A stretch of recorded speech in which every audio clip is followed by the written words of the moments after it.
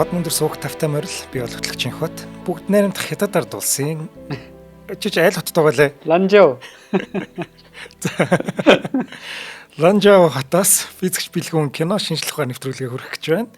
Нэвтрүүлэг та бүхэнд YouTube-ийн Хот мөндөр суугаар болон ТV телевизээр за мөн 83.3 170 стилгооны Хот мөндөр радиогоор хүрч байна. Өнөөдрийн дугаарыг цахим ирээдүйд хамтдаа G-Mobile event итгэж байна. За өдрийн мэнд бэлгүүнэ. За өдрийн мэнд. Өнөөдөр чи юу болоод манай улсын нэрийг бүгднээр нь хэлээ явчих. Гэт нөгөө нэг хооч хятад хэлний хичээл үздэг байхад заримдаа нөгөө нэг өглөө дуу мод болдог гэсэн байхгүй. Гаруудыг дагаад тэрэн шиг мэдрэмж авах шүү дээ. Харин нөгөө эртээд нэг жоохон юутай занал хийлтэй орсон гэж чам загнуулсаас хойш та ер нь ингэж орж ий гэж шийдэд. Манай монголчууд ягаад ч юм хятад гэх юм нэг юм цаанаасаа их дургу байгаад байдаг те. Гятад гэж ирэл нэг юм цаанаасаа нэг юм зэвүүнээр хэлж байлтай. Харин тэ жоохон зэвүүн хэлсэн чи чинь загнаа зүгээр сүйд. Тэгэхээр нь одоо хүний одоо их орныг яаж ингэвдэл гэж бодлоо. Зээ. Өнөөдрийн кино чинь Эквилибриум. Тэ. Эквилибриум чи 2002 онд Эквилибриум гарсан. Яг нөгөө би ихтэл санджаар 2002 онд энэ кино нэг сүртэй яваагүй байхгүй юу? Ямар ч байсан тэр үед. Тэр чи 23 жилийн өмнө те. Тэгээ бүр дараа нь 10 оны дараа нэг буцаж дахиж сэргэж гарч ирсэн. Тэгээ бодоодсэн чинь мань кино уулан гайгүй амжилт олж магадгүй байсан чинь Матриц гэдэг кино гарсан шүү дээ тэр үед чинь. Матрицын амжилтанд нэлээд дарагдсан юм шүү. Матриц ерөөсөө айгүй амар дарцсан. Тэгээ одоо харахаар ер нь зарим юунууд матрицтай айгүй адилхан шүү дээ тий. Хийц мэтсэн айгүй матрицыг дөөрөөсөн хийцүүдтэй. Ийм кино байсан. Тэ. Энд чинь цом муу нь бол жигтэйхэн сүртэй манай Неогийн цов шиг юм байж байгаа шүү дээ. Тий. Яг одоо харахаар харин матрицын нэг юм жоохон хямдхан хувилбар ч юм уу гэж болохоор нөгөө стил нь айгүй адилхан. Тэгснэ матриц дээр чинь нөгөө киногоо гоё болгох гээд зодооны төрлүүд оруулсан байдаг шүү дээ. Тий. Янз. Тэгсэн яг энэ кинон дээр чинь болохоор граммашн юу гэдэг лээ тийм комбат гэж зодооны төрөл ороод ирсэн. Тэгээд матрицаас ялгаатай матриц бол нөгөө буугүй үзэж байгаа байхгүй. Тэгээ яг нүцгэн гараараа үздэг. Тэгсэн эквилибриум дээр болохоор буута үзэж байгаа юм. Тэгээ буудалцаад байгаа байхгүй. Тэр нь тэгснэ нэг юм карате кубугийн хөдөлгөөнүүд чиг. Нэг бодлын нэг юм гоё хөөрхөн шидэлч юм шиг нөгөө бодлын айгу чизи шидэлч юм шиг их сонио энэнаас. За чизэн юм дөхөх бах ер нь жоохон тийм за хараа энэ зодооны урлагийг манай найруулагч нөө Курт Вимер гэж гараа байгаа шүү дээ. Тэр чинь арын хашаанда зохиосон гинэ. Тэгээд энийгээ Ган Ката гэд нэрлэлсэн. Тэгээ Бута Ката гэсэн санаа. Ката гэдэг нь одоо яг юусэн ч үгүй. Тэгээ Бута Ката гэдэг шинэ юм бие хамгаалах урлаг гэдэг байгаа. Ямар юмных нь бие хамгаалах байх те. Чихүн очиж буудаад ах хэрчтэй. Энд чи харин яг кинон дээрээс харахаар бол энэ чи бие хамгаалах урлаг биш. Үу олноор нь устгах зэвсэг байхгүй ерөөсөө. Амар шттэ те. Тэр ингээл кино ихлээл нөгөө хідэн sense offender-ууд байдаг ш. Тэдрийг зүгээр хядаа ичиж байгаа байхгүй манай нөхөрч ингээд явж очивол би юу бие хамгаалах нөгөө хэдэн тэн чи харанхууд зүгээр очроо олохгүй явж байгаа ч те. Тэр ийм киноны тухай өнөөдөр ярьж байгаа. Яг баг хүмүүс нэг мэддэггүй маа эквилибриум юм. Миний мэдж байгаагаар бол нэг сайн мэддэггүй тэгээд товчхон сонирхуулж хэлэхэд 2002 онд гарсан кино. За гол дүрд нь Кристен Бейл тоглодог, манай Бэтмен тоглодог тий. Бэтмен тоглодог ийм кино. Манай хүн ч залуухан ч байсан. Баг American Psycho Enter тоглолцоод нэг хэсэг киногоо явж байгаад нэг тоглосон киноных нэг баг шүү. Эквилибриум ч баг мөнгнөөс олж тоглосон байж магадгүй. Тэгээд эквилибриум тоглоод нэг сонирхолтой нь энэ кинон дээр бас манай нөгөө хин тоглолдог тий. Шон Пен. Тэгээ ерөөсө кино эхлээд хэдхэн минутын хугацаанд бас нас орчдөг манай чи. Манай гарыг шууд алдаг байгаа. Тэгээ ингээд энэ кинон дээрс нөгөө нэг гоё нь ингээд бүх кинон дээр гардаг дүрмүүдийг харж болтой. Шон Пен гарлаа, удахгүй өхөн, Кристен Бейл гарлаа, нэг бэлтшгүй нөхөр болох ёстой болно те ерөөсө. Тэгээ яг энэ бүх дүрмүүд гарчдаг. Тэгээ гол санаа нь юу вэ гэхээр хүн төрлөختөн дэлхийн 3 дугаар дан хийгээд цөмийн дан хийгээд ерөөсөө өөрсдөө баг арчаад хайцсан те юучгүй болтол нь арчиж хаянгаа алдаад баг нийт хүн амын популяцийн 1% орчим амьд үлдсэн байгаа юм тэр дайны дараа. Тэгээд нөгөө нөхдүүд хоорондоо ярилцаад ер нь дайн яага гараад байна. Дайн гэдэг чинь яг юу юм бэ те? Ер нь яага бид нар дайтад идэг юм бэ гэд хурал хийсэн л маягийн юм ба мэтгэлцсэн юм уу хайшин. тийм болсон байгаа байхгүй. Тэгчээд нэг шийдэл төрсөн юу гэхээр ерөөсөө дайн гэдэг чинь хүний эмоцоос болоод идэм байна. Хүний ерөөсөө энэ эмоц мэдрэмжээс болоод бид нар чинь ингээ нэг нэгэ үзэн ядаад тий хайрлаад тэрнээсээ болоод нэг нэгэ алддаг хяддаг тэгээ ингээ дайн хийдэг юм байна. Тийм учраас дайны ерөөсөө хамгийн том гай бол дайныг учруулдаг хамгийн том гай бол эмоц юм байна, мэдрэмж юм байна. Тэгээд мэдрэмжийг устгахчээ гэж байгаа байхгүй ерөөсөө мэдрэмжийг устгах юм бол дахиж хизээш дайн гарахгүй тий хүн төрөлхтөн ийм найрамдалтай инх тух амьдрах юм байна гэд энэ мэдрэмжийг устгацсан хүмүүс ерөөсөө юм мэдрэхээ болцсон ийм нийгэмд амьдарч байгаа ирээдүйн одоо хит ирээдүй дистоп маягийн нийгэмд амьдарч байгаа ийм системийн тухай харуулдаг кино. Тэгээд эн чинь нөгөө кинон дээр мэдээж эн чинь хүний мэдрэмж гэдэг чинь хүний төрөлхийн зүйл шүү дээ тий. Тэгвэл тэр мэдрэмжүүдийг дарахын тулд прозиум гэдэг юм уу байгаа юм тий. Тариа тарьдаг прозиум. Тэр нь өөрсдийнх нь юуг нь дарангуулдаг тэр мэдрэмжийн дарангуулдаг. Тэгсэн энэ прозиум чинь юу юм бэ? Бодит амьдрал дээр туршиж үзсэн драгуудын нэг гинэ прозиум хамгийн аюултай драгууд ч. За яасан гэхээр одоо хоёлаа Black Mirror-той дугаар дээр хальт ярьсан шүү дээ. Нөгөө манай цэрэгт ингээд өөр юм харуулдаг болчдөг шүү дээ. Тэгэнгүүт манай нөхдүүд чинь ингээ хариг эргийн хүн хараад дээр мангас хараад дээр ингээд амар алаад эхэлдэг шүү дээ. Ямар ч нөгөө нэг эмпати байхгүй. Тийчээд тийм аратан амтан байна гэвэл хүн чинь эмпатиг болоод тэрийг буудаад устгаад байгаа байхгүй. Хүн байна гэнгүүт хүн чинь чадхаа болчдөг те. Энд чинь надтай адилхан юм оршихуу байгаа.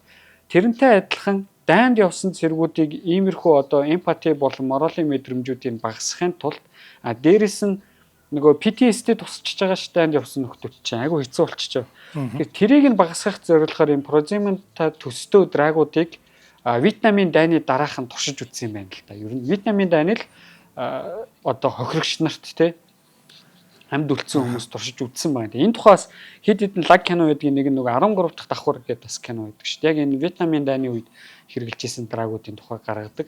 За ингэж явж байгаа бас нөгөө хүндрэлтэн чинь түүхэндээ LSD-г олж нээсэн шүү дээ. Тэ Вьетнамын дайнд яасан драгийг явуулж LSD болоод нээсэн байна. Тэгээ ийм драгуудыг үнэхээр туршиж үзээд хүмүүс төр ингэж ажиллуулсан чинь хүн ер нь хүн биш болцсон гэсэн. Ерөөсөө нөгөө хүний мэдрэмжийг унтраагаа хайчихаар хүн чинь бүр роботоос долоон дор юм болчт юм байна л да. Робот чинь бас ингээд те тушаал мушаал авдаг байгаа байхгүй юу? Ядаж те тэр тушаалаар ингээд тэр роботыг бол удирдах болдог. Тэгсэн хүн бол бүр роботоос долоондор, машинаас долоондор юм болоод тэгээд зөв буруу гэдэг юм ялгахаа болчихдөг гэж байна. Давхар.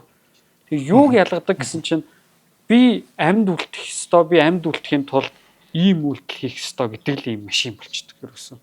Машинаас долоондор бүр ингээд тийм юм сонин систем болоод ийм нөхдүүдтэй чи ярилцаж болдгоо, ойлголцож болдгоо. Ямар ч ингээд нөгөө нэг тийм чи харилцаа үүсэхгүй. Энэ бол ийм нэг төрлийн одоо өөр аратан амтан болчихж байгаа байхгүй юу? Тийм юм аюултай юм гардаг. Тэгээ ерөнхийдөө дэлхийд даяар иймэрхүү драгуудыг болиулсан юм бэл. Тэгээ бас эн чинь нэг зорилго нь нөгөө юу юм бэ л дээ. Депрессийг, сэтгэл гутралыг дарах зорилготой хөөрхий. Сэтгэл гутрал, нойргуудтай энэ өвчнүүдийг болон дарах зорилготой. Гэтэл энэ өвчнүүд чинь өөрөө хүн мэдэрдэг амтан учраас бас ингээд давхар бид нар тусч байгаа шүү дээ, тий.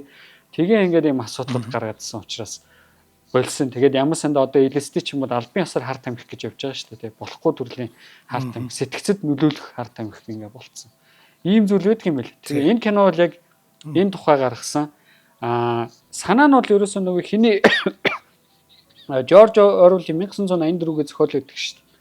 Яг ийм фашист утоп нийгмийн тухай тий. Одоо бараг Оросын нийгмийн тухай юм уу ха тий. Оросуудыг зарим талаар манай хятадтаач төстэй юм тэгээ.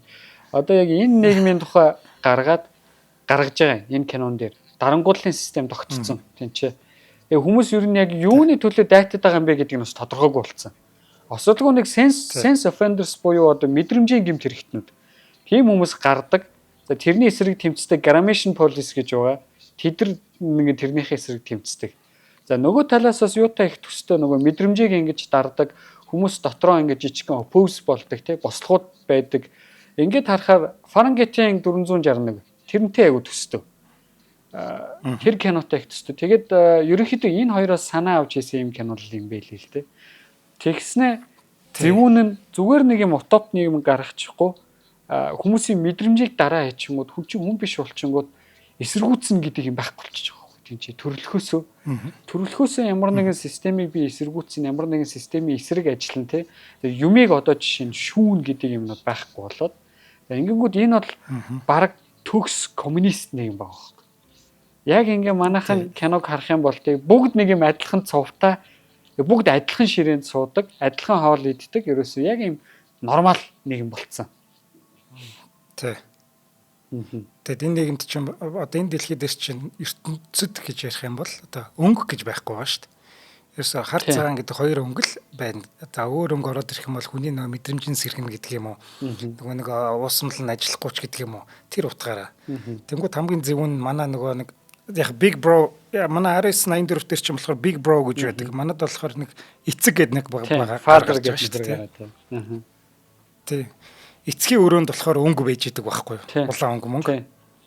Тэгэхээр эн чинь ерөөсөө та нар ийм бай, би бол өөр байна гэдэг нөгөө дарангуулагч багийг л хийдэг одоо үйлдэлийг тэр эцэг бол хийж байгаа байхгүй юу тэнд. Тийм, яг тийм. Одоо ингээл яг тэр эцгийн өрөө рүү явж орох хүртэл кинон дээр ерөөсөө зөвхөн хар цагаан өнгө гардаг байхгүй юу тий.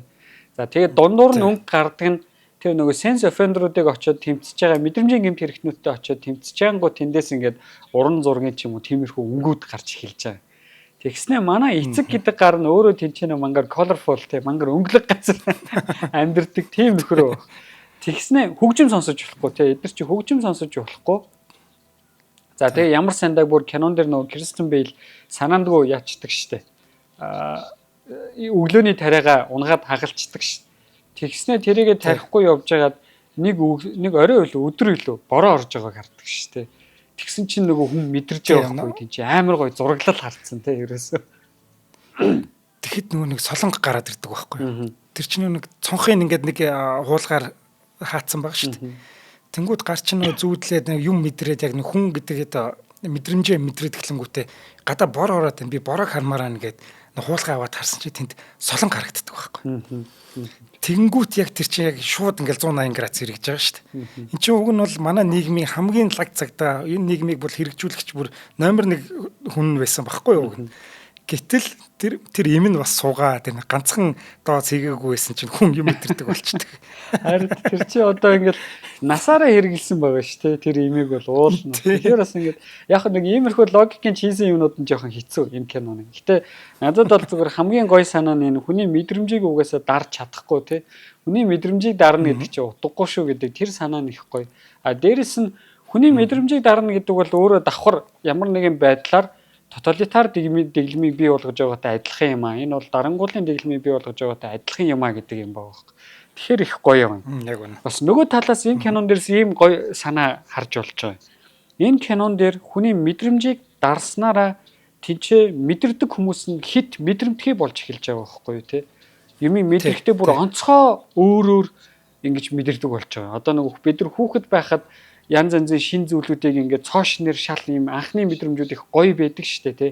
Анхны хайр гэдэг ч юм анхны гоё хөгжим мэдэрсэн тэр мэдрэмжүүд их гоё байдаг штэ. Тэгэхээр тэр нөхдүүд бол ингэж хүчтэйгээр мэдэрч явах тий. Ингээд харахаар дарангуулын систем хамгийн амархан тогтоож болох дарангуулын систем бол хүний мэдрэмжийг унтраах, мэдрэмжийг яах гэж одоо удирдах гэж эхлэхтэй. А нөгөө талаас хүний мэдрэмжэн дээр нь тоглолт хийдэг ч юм уу те. Одоо нөгөө ковидын үеэр манай нэг гар чинь тэгсэн шүү дээ те. Хүмүүсийн нөгөө өрөвдөх мэдрэмжэн дээр нь тоглолт хийгээд тэнцэнээс ингээ одоо нэг том гар болцсон явж байгаа шүү дээ те. Иймэрхүү байдлаар одоо нийгмийн коррупшн бол иймэрхүү байдлаар ажиллаж болдго юмаа гэдгийг харуулж надад их гоё санагдчих жоох. Тэгээ эцсийн эцэст хүн гэдэг амьтад чинь эмоц дээрээс түшгэлсэн мэдрэмжийн ламтан байгаа шүү дээ те. Эхлээд бид нар эмоц төрөөд явчихж байгаа. За эмоц цаашаага тодорхой ойлголтууд ухагтуунтаа нийлээд эхлэх юм бол эн чинь мэдрэмж гэдэг зүйл болоод бидэрт үлдчихэж байгаа шүү дээ. Тэгэхээр эн чинь нөгөө хүний хамгийн чухал шин чанаруудын нэг болохоор энэ дээр ерөөсөө тоглолт хийнэ гэдэг чинь ямар ч байсан хэр баргийн хүний толгоноос л гарч байгаа мангар зөвүүн санаа байхгүй тий. Тэгэхээр баг тий яг үнэ. Энэ кинон дээр угаасаа дайны дараа тэр чинь юм жижигхэн систем өөрөө тодорхой хэмжээнд тэнцээ хүмүүс оппортунист болно шүү дээ. Бүхэл бүтэн цөмийн дай болцсон байна гэдэг чинь оппортунист болцсон ба. Тэр оппортунист болцсон системд хэн юг хайх вэ гэхээр ер нь л хамгийн түрүүнд би өөртөө боломжтой хамгийн том суудлыг олж авахын төлөө тэмцээн болж байгаа. Тэмцэл болж байгаа. Энэ тэмцлийг мань нөхөр зүгээр гоё ашиглацсан тий. Зүгээр шууд бид нар чинь дан хийгээд байна тий. Дахиж дан хийхгүй гоё амьдрыг мэдрэмжийг болиулъя гэсэн. Тий. Хараад бидний одоо бид нар ингэж юм мэдэрдгээс болоод ийм тоон дайн гараад ийм олон хүн өгчлээ. Тэгэхээр хэдүүлээ ерөөс юм мэдрэхэ болчвол ийм том дайн гараад бид нэр ингэж зовлон шанал мэдрэхгүй юм байна гэд ард иргэдтэй юу гэдгийг те иргэдтэй ингэж таниулчингууд нөгөө хэд нь одоо маш их траума авцсан байгаа шүү дээ. Хүндрэлтний ихэнх хувь нь өгчлээ гэхэр чинь өө за тгийгээд одоо юу ч байсан зөвшөөрөхөд бэлэн болцсон тийм одоо нийгэм хүлээж байгаа байхгүй тэнд. Харин тийм. Тэгэл ерөөсөө манай фадрынхаа тэр нэг эцэг гэдгийнхэн үгэнд ороод те эцэг нь тэнцээ зүгээр маш гоё тоглолт хийцэн. Тэгээд яг ингээ харахаар ер нь ийм дарангуудлын системүүд яг нэг иймэрхүү байдлаар тогтдог юм шиг байна. Тэг хүмүүс нөгөө нэг ийм тодорхой хэмжээнд цөхөрсөн, ядарсан эсвэл нөгөө нэг нийгмээрээ нийлж ягаад айцтай болцсон байгаа байхгүй. Тодорхой одоо манай кинон дээр бол үе олноор нь устгадаг нэг амар аимшигын дайн гэдэг зүйлээс бүр ингээ бүгдээ траума авцсан, айцсан бүр ийм зүйлээс цөхөрсөн байнгут тэрэн дээрээс нь тоглолт хийгээл дарангуулын систем бий болчихж байгаа байхгүй. Тэгэхээр ерөөсөө нийгэм гэдэг чинь бас ингээ харахаар нөгөө мэдрэмж уулна бидэрт аюул чухал юм хэрэгтэй зүйл мөртлөө нөгөө талаас айцын мэдрэмж гэдэг чинь их аюултай юм байгаа байхгүй тий. Тэрийг нөгөө нэг тоглолт болгоод буцаагаад хүний өөдөөс нь одоо өөрийнх нь эсрэг ашиглаад тэгээ одоо өөрийнх нь жишээ нь хүүхэлдэй болгож болдог ч юм уу тий хүнийг тэгэхээр их амар. Одоо энэ юуны Гитлерийн Герман байгаа шүү дээ тий 80 жилийн өмнөх. Энэ бол ерөөсөө яг ингээд харахаар Гитлер гэдэг хүн бол тийчээ германчуудын еврей хүмүүсийг, жууд хүмүүсийг үзэн ядах нэг юу байгаа. Үзэл байгаа шүү дээ. Жууд хүмүүс гэл нэг баян нөхдүүд ирээл тэнцээ тэгээ хамаг бизнесийг хийгээд байдаг те. Тэнгүүд тэнцээч нөгөө ямар ч хүний нацист зан хөдөлж эхэлж байгаа байхгүй тэнцээ. Яг хөө эхлээд патриарх зан хөдөлж байгаа. Тэгээс сүүлрүүгээ нөгөө тийм бүр нацизм болоод солиор явчихж байна. Тэгснэ энэгээр нь зөрүүлээд Гитлер айц дээр нь ажилласан байхгүй. Ийм баягаар систем удах юм бол герман хүн хинбэ гэж асуусан байгаа байхгүй те.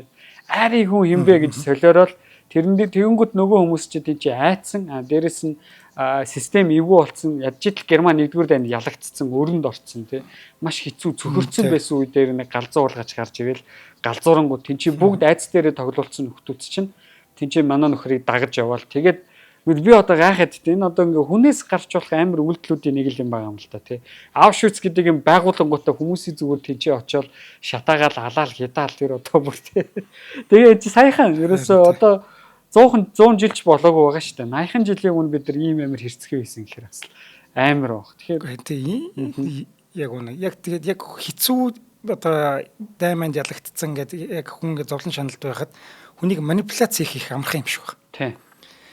Ерөөс манай кинон дээр чинь болохоор бүгдийн манипуляц хийгээд ингээд мэдрэмжгүй болгоё гэсэн. За тэнгууд тэд нар бол яг том болцсон хүмүүс байсан. За тэнгууд хүүхдүүд гарч байгаа шүү дээ манай кинон дээр. Тэг хүүхдүүд чинь энэ хүн яг юм мэдрээд ах шиг байна гэх тэнд бас нэг цагдаагийн үүрэг гүйцэтгэдэг байлаар ингээд ажиллаа хийдэг болсон. За тэгээд бүр багаас нь манипуляц хийгээ за хүн ингээд мэдрэмжгүй байх хэвээр чи ингээд юм мэдрээд байгаа бол биднэрт хэлээрээ тэгээд энэ мэдрэмжийг алга болох хэвээр шүү ингээд нөгөө хүүхдүүд нь за тгий гэдэг. Тэгээд дээрээс нь нөгөө нэг шингэнэ аваачаа шахчихдаг. Тэнгүүд манай киноны тэр хамгийн балиар хэсэг нь тэр хүүхдүүд надад санагдсан. Тийм. Бүр яг тэ хүүхдүүд нь ч сайн тоглосон. Энийг хардаа гэдэг нэг балиар царай мараа гаргацсан нэг хүүхдүүд нь харин бүр амар зүүдэнд орохоор ер нь л эвгөө тоглосон.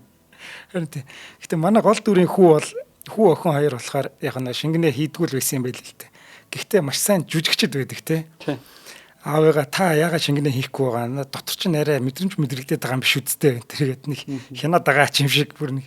Энд чинь бас үзэгч биднэрт нэг хүүхдийг нэг үзэн ядах тийм нэг юм өгчөөд дараа нөгөө нэг энэ хүүхд чинь нэг хөөхөн хүү байсан биз дээ гэд бас нэг жоохон тийм гоё юм өгчөж байгаа маа нариулагч чинь. Тэр чинь харин одоо бас нөгөө нариулагчийн өнцгөөс харах юм бол хүн кино үзээд хүүхдийг үзээ ядаа дуусах юм бол аюултай та тэр чинь нөгөө хүний хамгийн эмзэг мэдрэмжүүдийн нэг шүү дээ те жоохон хүүхэд гэдэг чи тэгэнгүүт аваа чи тэрийг нь үзээ ядалтаар дуусгачих юм бол кино бол бүр амар юу авах байсан баг шүүмжлэлт авах байсан баг. Нөгөө талаас тэр хүүхдүүд манай хүү бол хүн охин хоёр бол аавыгаа бас айц дээр нь тоглоод байгаа байхгүй тийм ч аавыгаас айц дээр нь контролдод байгаа байхгүй тий наадгаа хийсэн үү яасан тий асууж масуугаад би өмнөөс чи ингээд залгаад хилцсэн шүү энэ төр бас нөгөө ингээд харахаар хүүхдүүдэд бас тийм ч хоп байгаа юм нөгөө юм мэдэрдэг болчингууд ихтгэл найдвартай тэр ихтгэл найдвар нь аавыгаа тэгж шалгах байдлаар одоо проземо хэрэглэхэ болчих юм бол ямар гоё вэ гэдэг нэг юм хайгаад байгаа байхгүй тий тийм ч тэгээ өөрөөсөө мэдсэн ч гэсэн аав нь яг бүр ингээд нөгөө нэг тий ил тод бүр ингээд нөгөө нэг одоо гардуулна гэдэг шүү дээ тий. Тэгж баригдтал нь яадгүй шүү дээ ерөөсөө ингэж мэдэгддгүй шүү дээ. Эцэст нь нэг юм гардуулангууд нь хилдэг тий. За би тойрч гисэн юм байсан. Хизээрээс гисэн чинь ээжийг яасан барьж явснаас хойш гэдэг шүү дээ. Тий. Тэгэхээр ээжийг барьж явснаас хойш гэхээр ээж баригдаад явангууд тэр хоёр хүүхдэд юм мэдрэгдсэн байгаа байхгүй. Тэгэхээр тэр хоёр хүүхд юм мэдэрдэг л байсан гэсэн ийм санаас тэнд явчих. Тийм. Тэгээ энэ бас нөгөө ээж нь өөрөө сенс мэдрэмжийн гэмт хэрэгтэн болчихж байгаа шүү дээ. Тэгээ ээж нь өөрөө тийм гэмт хэрэгтэн болчингууд өөрөө юм мэдэрдэг болоод прозима хэрэглэхэ болцсон гэхээр мэдээж бас энэ чинь нөгөө нэг их хүн байна те эмэгтэй хүн байна тэгээд юугаараа яасан л зөнгөөр их хүнийхэн зөнгөөр хүүхдүүдтэй хэрэглүүлэх нь болиулсан л бахал та. Одоо кинон дээр чи яадаг ш Бетховны 7 дугаар симфоник сонсож байгаа шүү дээ. Бетховны 7 дугаар симфоник сонсонгууд эн чинь нөгөө юу үг байдаг ш. Хүн төрөлхтний түүхийг, соёлын түүхийг ямар хөгжмөөр хамгийн агуу илэрхийлж болох вэ гэхээр Бетховны 7 дугаар симфони гэдэг тий. Бетховны 7 дугаар симфоник л ерөөсөө өмнө сонсуулах хэрэгтэй. Тэгээ Бетховны 7 ингээд тавингууд манай нөгөө нэг нөхөр чинь Кристен Бэл чинь Прозима хэрэглээгөө явж байгаад уйлдаг штэ тэнцээг үнэ. Анхуутаага тийм гоё хөгжим сонсоод юм мэдрээд те догдлоо тэнцээ. Тэгээд тэр нөгөө нэг нохоог авардаг хэсэг байгаа штэ нөгөө нэг жоохон хөөрхөн гөлгийг авардаг те. Тэр мөр бас амар ерөөсөө. Тэр ингээд амар юм мэдэрдэг болсон нэг тэр их хүн тэгсэн гэдэг чинь мэдээд шууд хүүхдүүдтэйгээ тэр гоё зүйлүүдийг хуваалцсан л хэл та те. За хоёул хамтран ажиллаж байгаа. За тэгээ гяс ганц юм хэлээдэг. Тэр нөө хүүхдүүд гэсэн тэгээд хүүхдүүдийг тэг муухайгаар төгсгөж болохгүй. За дээрэс нас энэ нохоо байгаа юм. Нохоог алж болдгоо кинон дээр. Нохоог алжлахгүй. Тэ хэрэг нохоог алах юм бол чиний кино зүгээр бүрэн сүрнэ л гэсэн үг. Энд чи тэгээд тэрийг их эвгүй ашигласан байгаа маа. Нөгөө нэг бусад нохоонуудыг буудаж байгаа нэг ч дүрслэл байдгүй шүү. Гэтэ чимээ өгчдөг. Тэгээд амар хүн төд чимээнүүд өгж байгаад нэг жижигхэн гөлгийг цухтаалаж гаргаж ирээд тэнцээ хүн нөгөө нэг ингээд тенсийн байдалд орсон байгаа хгүй тий. Фак гэ байдалд орсон байж ангууд би бол ингээд бүх анхаарал тэр гөлгөн дээр очиж байгаа хгүй. За энэ жоохон гөлгийг алах юм бол би энэ киног эндээс дуусгах нь тий. Үгүй би наа киног чи дуусгахгүй тий. Өөр хэнийг ч устгаж болно тий. Өөр ямар ч хамаагүй яргалал хий наа. Гэхдээ наад жоохон амьтнаа устгаж болохгүй. Тэгэнгүүт тэр чинь бүр ингээд нөгөө нохооны амьд тийчээ ингээд динжигнэж байгаа шүү дээ. Хамаагийн хөдөлгөөн аждаг байхгүй бүр ерөөс. Тэгээ тэр нохооны дуунд болохоор хүн дуу оруулсан юм байлээ. Амьтны дуу оруулдаг тийм мэрэгжлийн жүжигчин тийм хүн дуу оруулсан гин. Тэгсэн чинь зураг авалт явцсан нөгөө нохоо чинь маш хурдан тамраад баг нэг гүлэг байсан чинь баг нас бий төрсэн нохоо маркет шахуу биетэй болсон. Тэгээд нөгөө өмнөх бичсэн байсан бичлэгүүдээ буцааж авчирч ээж тэр нохооны хэсгийг дуусгасан гэсэн. За өнөөдрийн дугаарыг маань цахим ирээдүйд хамтдаа ураатай G-Mobile компани ивент итгэж байгаа. За G-Mobile-ийн маань хязгааргүй хэрэглээ 24K урамшууллыг зарласан байна. За G-Mobile-ийн дараа төлбөрт үйлчлэгээ шинжлэгдэж хэрэглээний хязгааргүй багцуудтай болсон.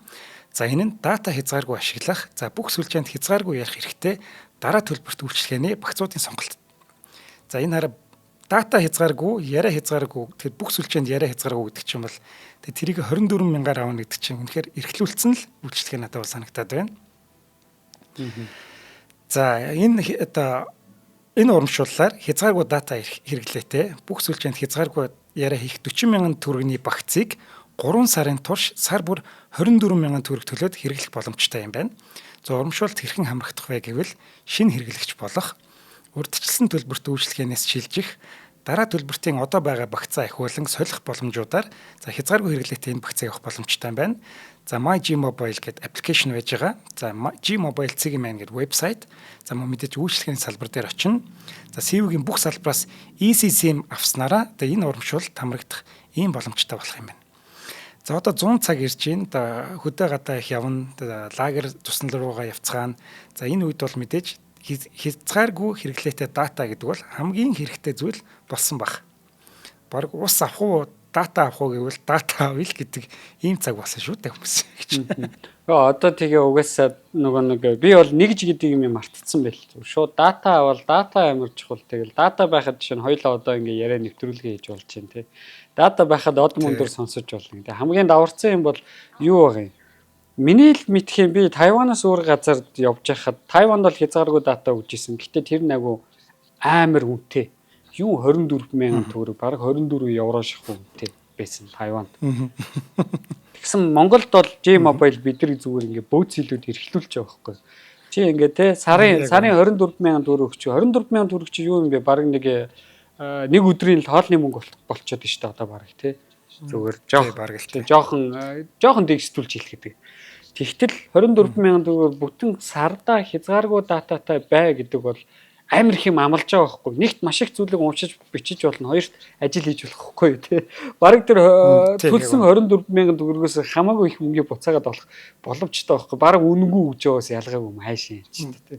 Тийм юм байна. Яг тий үнэгүй өгж байгаа юм шүү. Чи 2 пивнэл мөнгө шүү дээ энэ. Тий. Тэгээ одоо бүр гоё нь яг нэг хөдөө орон нутагт явхад бас нөгөө гадаадд байхад хамгийн сайн дататай сүлжээ барьдаг юу бол G-Mobile гэдэг ямар ч гэсэн миний туршлагаар G-Mobile бол нэг сүлжээ тэгж унж мундуу ямар ч агуу дотор ороод зөксөж G-Mobile барьж идэм моби унцсан байдаг муухайт G-Mobile бол ямар ч гэсэн барьж идэм агуу дотор ямар үгснээ зөксөжсэн. Би нэг дээр нэг тэгж аялж явж байгаа нэг агуу дотор хонж үзчихсэн. Нэг хоёр жолчтой хамт. Тэгэхэд бол ямар ч G-Mobile барьж исэн. Тэгээд G-Mobile-ыг ямар ч бид нар эрхлүүлж байгаа дээр нь манайхан сайхан эрхлээд авах хэрэгтэй тий. Эн чинь хэдэн сарын хэдэн хүртлээ энэ 100-аа билүү бүхэлдээ тий 100 бүхэлдээ. Урамшуул 6 сарын 31-нд дуустал хугацаанд үргэлжлэнэ гэж байна. Тэгэхээр энэ юу байх юм баха? Шинэ хэрэглэгч 6 сарын 30-ны дотор шинэ хэрэглэгч болоод эсвэл урдчилсан төлбөрт үйлчлэгээнээсээ шилжээд тэгээд дараа төлбөртийн одоо байгаа багцаа ахиулчих юм бол энэ зуны туршид энэ үйлчлэгийг авах боломжтой юм байна. Тэгэл юу вэ 6 сарын 30 гэдэг чинь одоо дөнгөж 6 дугаар сар эхлээд 2 3 дугаар 7 хоногт орж ийн гэхээр баг манайхан галс яарал авчихаар л юм байна тий. Тэгэл энэ чи цаашаага дахиад хэдэн сар ашиглаж чинь хэр баг 100-аа бүтэн 100-аа авахгүй ерөөсөө. Тэгээ бид нар чи угаасаа 100 дэмий тэнэх дуртай хүмүүс чи харин ч амар гоё боломж л байна да. Тийм бэлгүүний ингийн шүү 6 сарын 30-ны дотор нэг шинэ хэрэглэгч болоод үйлчлэгнээс шилжээд дараа төлбөртийн багцаа ахиулчих юм бол 100-ны туршид 24,000-аар авах эрх чинь үүсчих байхгүй. Тэгэхээр 6 сарын 30-нд дууслаа энэ 6 сарын 30-наас өмнө үйлчлэгээндээ бүртгүүлчээ 7 сарын хэдэнд ч юм уу 24,000-аар юм авах эрхтэй болчихно л гэсэн үг болж байгаа юм. За тэгвэл ерөөсөө л 100-ны туршил юм байна шүү дээ. Зүгээр л 6 сарын 30 буюу 7 дугаар сарын 1-ээс өмнө гэдэг үгийг л манайхан аягуулсан цэвэрлэхэд болох юм байна. G-Mobile чинь салбар нь ер нь агуу орлоо шүү дээ. Тэгэл хамгийн ойрхон одоо чинь тэгээд нөгөө түрүүнийх шиг планк сим аваад хийж болдог болсон гэж бүр хурдан юм байна дөө. За. Тий одоо салбар малбар хэрэггүй. Тэр My G-Mobile гэдэг аппликейшн байж байгаа. Тэр нь лөө ороод барыг болчих واخ. Байна. За өнөөдрийн дугаарыг маань цахим ирээдүйд хамтдаа G-Mobile компани ивэнтэтгэлээ. За сонсогч байна билгүнэ. За сонсогч түрүү хальт тасарчлаа. Нарийн тэглээ. За үргэлжлүүлэхэд бэлгүүнэ чи түрүү ингэсэн шүү дээ. Нэг хүмүүс зарим хүмүүс хүн юм мэдрэхэ болцсон чинь зарим нь болохоор ямиг маш хүчтэй мэдрээд байна гэд. Тэнгүүт нэг юмыг хориглоод эхлэнгүүт тэр нь ямар үн цэнтэй байсан бэ гэдгийг мэдрээд эхэлдэг тий. Одоо жишээлбэл нэг бүтээгдэхүүнийг зархаа боллоо гэх тэнгүүт энэ бүтээгдэхүүн чинь бидэрт ямар хэрэгтэй байсан бэ гэд тэрийг авах хүсэл улам их төрдөг. Тэрнлүүгээ шуналтдаг. Тэр нь олдох юм бол ховрын юм гэд маш их хайрлаж гамдаг. Тэрнтэй яг их төстэй санагдаад байгаа. Тийм. Энэ хүмүүс одоо ингээд энэ хүмүүс юм мэдэрч чадахгүй. Тэгвэл би мэдэрч чадчихээн.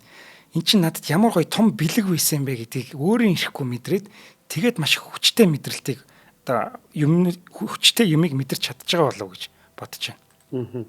Яг гоо харин бид нар ер нь тэгдэг штэ тий. Хүний бас нэг юм юу байдаг штэ. Хүний ямар нэгэн байдлаар мэдрэмжийн ч юм уу одоо нэг хүний юм төрөлхийн өгөгдлүүдийг бид нар дарах гэж хичээх юм бол тий нэг тархины өгөгдлүүдийг дарах гэж хичээх юм бол тэр нь илүү харин хүчтэйгээр гарч ирдэг тий. Одоо ойролцоогын 1984 за тэгэл зарим энэ тоталитар дэглэмд байсан түүхийг эргэж харах юм бол хүнийг ямар нэгэн байдлаар дарангуулах гэж дарах гэж оролдох тусам хүн тэр зүйлийг илүү үн цэнтэй илүү хүчтэйгээр мэдэрч эхэлдэг тийм. Одоо хамгийн наад захын жишээ бол арчлал юм л та тий. Тэр иймэрхүү байдлаар бид нар энэ үн цэнийг илүү хүчтэйгээр олж хардаг. Тэгэхээр кинон дэр ч гэсэн яг харуулсан байна. Мэдрэмжийг дарах гэж хичээх тусам ерөөсөн мэдрэмж чинь өөрөө ховрын бараа болно.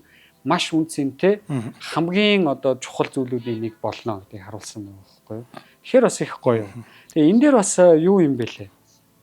Хүний мэдрэмжүүдийг нейросайенсийн зарим хүмүүс ингэж ажигласан байна л та. Ер нь яг тэрнээс өмнө биологийн ч юм уу тархи судлалын эрдэмтэд хүний мэдрэмжүүдийг ангилах гэж үзсэн байна. Тэ одоо хүн чинь хэд хэдэн мэдрэмжүүд нь шүү дээ. Basic одоо төрөлхийн хамгийн энгийн суурь мэдрэмжүүд гэх юм бол айх, айх, баярлах гэх мэт. Энэ мэдрэмжүүдээс яг аль нь хамгийн одоо нэг priority-гаар ангилах гэдэг байгаа байхгүй юу? Аль нь илүү хүчтэй, аль нь илүү сул хүнд ингээд юм өгдөг ингээд. Тэгээ ингэж ангилах гэж оролдсон гот боломжгүй ямар ч зоолж мэдсэн. Одоо зарим хүнд бол зарим хүний айдсын мэдрэмж маш өндөр байгаа. Тэрнээсээ болоод параноид ордог ч юм уу. Тэр нь бүр ингээд юм муу талаараа ингээд ихсэж яваад параной үүсгдэг байхад зарим хүнд айдсын мэдрэмж нь сайн зүйлүүдийг өгч ирсэн гэж байна. Зарим хүн нөгөө айдсын мэдрэмжээс болоод жишээ нь маш их зүйлийг хийдэг те. Тэр нь ингэж өөрт нь цаашаага урагшлах ч юм эсвэл амьдрах мотивацийг өгж идэг. Тийм байсан байгаа байхгүй. Тэгсэн за тэгвэл жаргалтаа хүний жаргаж байгаа мэдрэмж бол ерөөсөө хүнд зөвхөн сайн зүйлийг өгөх юм байна гэж бодож байгаа шүү дээ бид нарт. Тэгсэн бас үгүй гэж байна. Нөгөө Монгол үг гэдэг чинь жаргалтаа ташуурна гэдэг шүү дээ те. Тэрэн шиг хүн нөгөө хит жаргаад байх юм бол тэр жаргалын мэдрэмж нь өөрөө хүнийг сохор болгочдөг гэж байна. Ерөөсөө хүн нөгөө нэг хит жаргаад байх юм бол яг юм хар тамхи татсан юм шиг болчдөг гинэ. Ерөөсөө эргэн тойрныхоо юмыг логиктойгоор харж тийм хариуцлагатайгаар дүгнэх чадвараа алдаад тэгээ зүгээр нэг юм сонин мангар гарууд байдаг шүү дээ. Юм мэдэрдэг үг нь мэдэгдэхгүй тэгээ. Тийм нөхдөөчиг болчдөг ерөөсөө. Нэг юм амар хар тамхи татсан хүмүүс чинь нэг тийм эвгүй байдаг шүү дээ. Тэр хүмүүсийг хэлсэн шүү манайхаа. Тийм болчдөг. Нэг эн чи хитэг оксид тархинд аваачаад цуглараад ухраад байна гэсэн үг шүү дээ. Ийм болчдөг гэж байна. Тэгээ ерөөсөө хүний яг энэ бүх мэдрэмжүүдийг зүгээр айх жаргалтай байх гэж хоёрхан хэсэгт хуваая гэж үзэх юм бол энэ хоёр чинь аль нэг спектр рүүгээ явж чадахгүй баланстай байх хэрэгтэй. Айдас чинь тодорхой хэмжээнд бидэрт бас юмыг нөгөө нэг бодитоор харах те бас давхар нөгөө нэг хариуцлагатай байх энэ зүйлүүдийг олгож идэг. Нөгөө талаас хит айдас нь ихсчих юм бол буцаагаад энийгээ сохлоо хийдэг. Гэтэл жаргалын мэдрэмж чинь буцаагаад би энэ чэнэс нөгөө нэг гоё зүйл авлаа шүү гэдэг нөгөө шагналын мэдрэмжүүдийг давхар өөртөө агуулж идэг. Тийм болохоор энийг ингэж яах боломжгүй юм каталогт оруулаад ангилаад авах боломжгүй байна гэдэг дүгнэлт рүү хүрсэн байна. Мөн ийм айгу сонирхолтой жишээнүүд байдаг юм билээ. Тэр нь юу гэхээр бидний тархины амигдала байгаа шүү дээ. За амигдала чинь бол яг ингээд хүний их мэдрэмжийг үүсгэж байгаа хэсэг те мэдрэмжийн одоо тархины мэдрэмжийн хэсэг гэж бодъё л доо. Гэтэл тодорхой хэмжээнд нөгөө нэг амигдалагийн дутуу хөгжилтөө ч юм уу эсвэл автосол янз бүрийн барилгын осол те иймэрхүү зүйлүүдээс болоод амигдалагаа бэртээсэн бүр амигдалаа нь ажиллахаа болсон кейсүүд байдаг юм байна тархи судлал.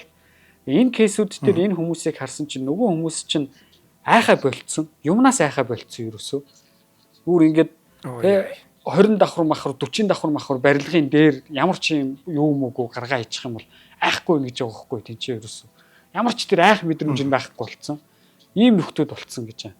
Тэгсэн ийм айх мэдрэмжгүй хүмүүс юу хийж ийн гэхээр бусад хүмүүсийг өөртөө адилхан гэж бодчихдаг гинэ айхгүйгээр тэгж бодонгуудаа гэмт хэрэг хийж эхэлдэг их нь. За ямар гэмт хэрэг хийж ийн гэхээр хүн амьтантаа муудалцдаг, зодтолдог, цохилддог нэгнийгээ цааш нь харуулдаг байнгут эмпати мэдрэхгүй. Нөгөө ингээд би хүнийг зовоож штэ ингэж штэ гэдэг эмпати байхгүй болцсон. Тэгээ ингээд ийм сонин хүмүүс болчдөг гэж байгаа юм. Тэгээд зарим юм бүр харамсалтай кейсүүд нь ингээд нөгөө нөхөр нь аваачаад амигдалаа нь бэртцсэн, гэмтээд ажиллагаагүй болцсон. Тэгсэн чи айгүй агрессив болоод маш юм агрессив амар юм гоё те одоо нөгөө гэр бүлтэй хайртай ийм хүн байжгаад маш юм агрессив ихнэрээ зоддог те абьюсив ийм хүн болж хөрсөн гэж байгаа. Тэгэхээр ингээд нөгөө хүний тэр гэр бүл бол бүрэн суурь шүү дээ. Тийм тэр гэр бүл бол ингээд бүр сүрсэн байгаа юм. Тэгэхээр ингээд энэ хүний юуг те мэдрэмжийг ямар нэгэн байдлаар дарна гэдэг бол хүнийг юусоо юм агрессив юм руу аваачаа хийдэг. Аратан болгоо хийдэг. Ийм кейсүүд их харагдаж байна. Нөгөө талаас бас энэ тархичин нөгөө нэг бид нар сайн мэдэхгүй шүү дээ. Бид нар чинь ухамсар яг яаж үүссэн юм бэ гэдгийг сайн мэдэхгүй. Бас яг энэ мэдрэмжүүд яг юу юм бэ гэдгийг сайн мэдэхгүй. Одоо жишээ нь тийм миний гавлыг онгойлгож байгаа, миний тархийг задлаж байгаад яг энд ухамсар байна, энд айх мэдрэмж байна, энд жаргалтай мэдрэмж байна гэдэг юм байхгүй шүү дээ. Тархичин нэг тэрбум нейроны хоорондоо нийлж байгаа нэг юм маш сонирхолтой системийг үүсгэсэн байгаа шүү, комплекс юмыг үүсгэсэн.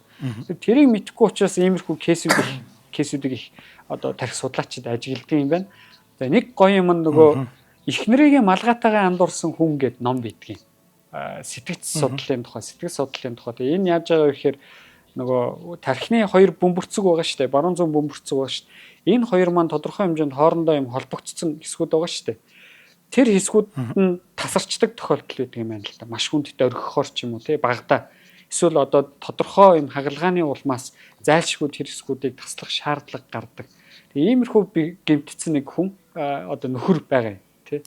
Тэгсэн манай хүн яаж ийн гэхээр нөгөө тодорхой мэдрэмжүүнд нь унтарсан чинь малгай эхнэр гэдэг бидний ийм ойлголт байгаа шүү дээ. Тархинд байгаа. Тэрийг ялгахаа болж эхэлсэн байна.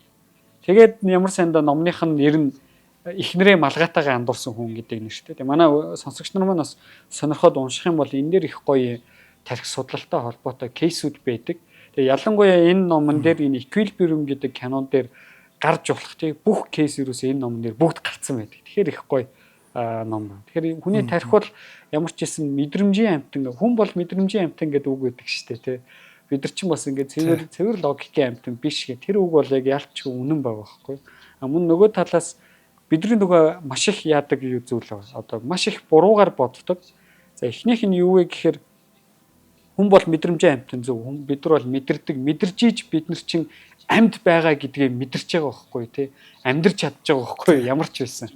Нөгөө нэг юм нь хүн тархиа 100% ашигладаггүй гэдэг үг. За мэдрэмж бол нөгөө бидний ингээд төсөөлдөг шиг зүрхнээс ирж мэрж байгаа юм биш шүү дээ. Энэ бол тархи мэдрэлийн систем бий болж байгаа зүйл. Тэгэхээр тархиа 100% ашиглахгүй 100% ашиглах юм бол яана хийж гэнэ нэг юмуд гэдэг тий. Тэр бол бас нэг худлаа утсуу яриа хүн тархиа 100% ашиглаж байгаа. Люси гэдэг кинон дээр тархиа 100% ашигласан чинь флаш улаан алцдаг шүү дээ. Зүгээр юм флаш драйв болчихдог шүү дээ. Тэгэж бодох юм бол баг ингээд тархиа 100% ашигламааргүй ч юм шиг тий.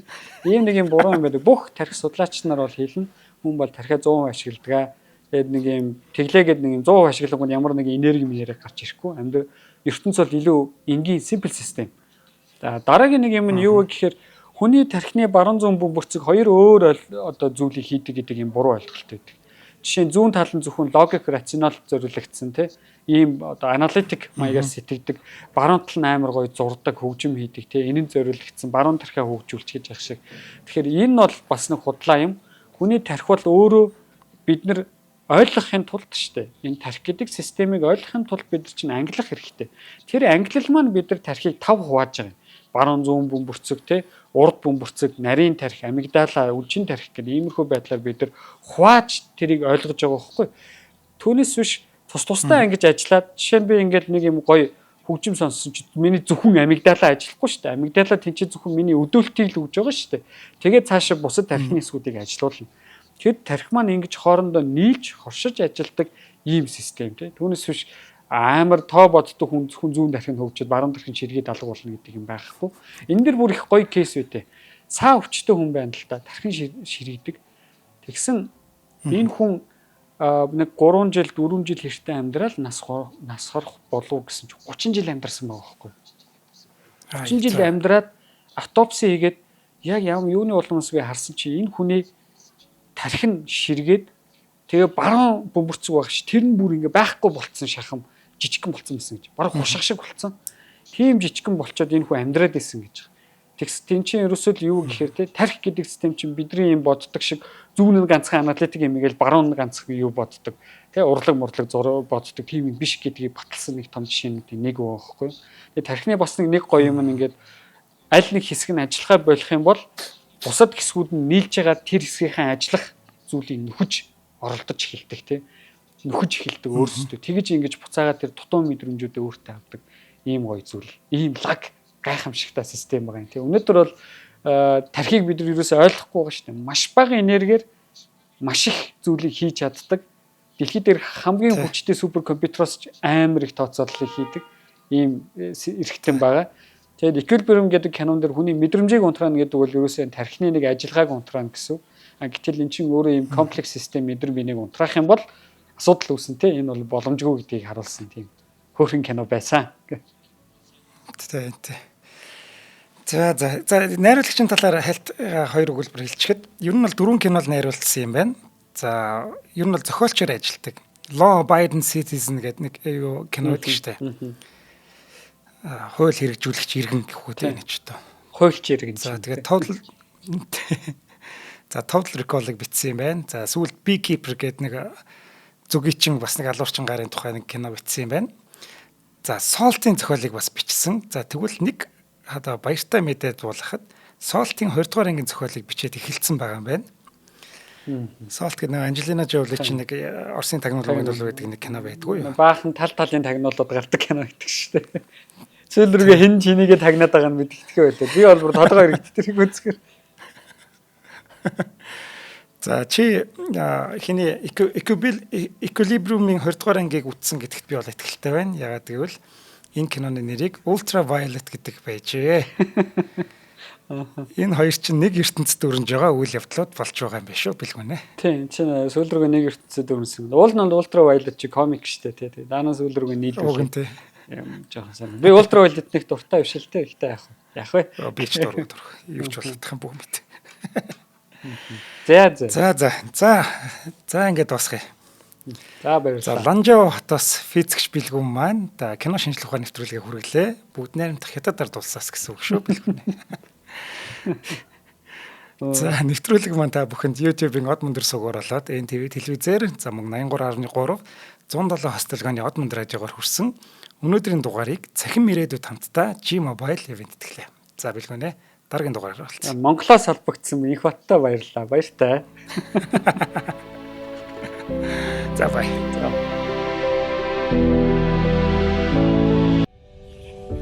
Нэвтрүүлгийг хүлээн авсан Нарны аймгийн монголчуудаа баярлалаа. Од Мөндөр сувг нь энэ мэдчлэн таны мэдхүйн мянган нэвтрүүлгийг 2026 оны 7 сарын 1 хүртэл та бүхэндээ хүргэх юм. Их хэлээрээ шинжлэх ухаан танин мэдхүйг түгээхийн үлсэд нэгтгэх хүсвэл та бидэнд хандив өгөх боломжтой. Та нэг нэвтрүүлгийг 100 төгрөгөөр буюу 1000 нэвтрүүлгийг 100 мянган төгрөгөөр үнэлээд биднийг дэмжээрэй. Жилдээ ганцхан удаа 100 мянган төгрөгөөр биднийг дэмжснээр шинжлэх ухаан танин мэдхүйг түгээх энэ үйл хэрэг амжилттай үргэлжлэх юм. Од Мөндөр нэр дээрх Худлаа хөгжлийн банкны данс байгаа 4191 Тэг 4 518. Та 100 мянган төгрөгөөр шилжүүлэхдээ гүйлгээний утга дээр нь өөрийн нэр болон утасны дугаараа заавал бичээрэй. 100 мянган төгрөг хандалснаар Од Мөндөр сувгийн алтан гишүүн болох юм а. Шинжлэх ухаан танин мэдхгүй Монголд ялах болтугай.